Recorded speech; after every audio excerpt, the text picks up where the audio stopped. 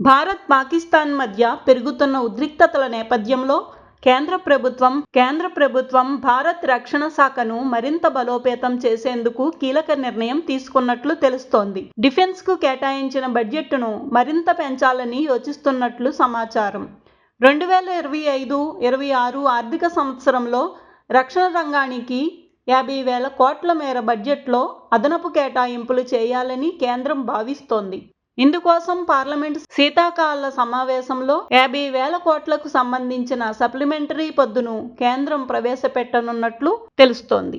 Operation Sindoor తర్వాత రక్షణ బడ్జెట్లో సాంకేతిక పరిజ్ఞానం, మందుగుండు సామగ్రి కొనుగోలు, కొత్త ఆయుధాలు ఖర్చులను దృష్టిలో ఉంచుకొని కేంద్రం ఈ మేరకు ఆలోచనలు చేసినట్లు సమాచారం.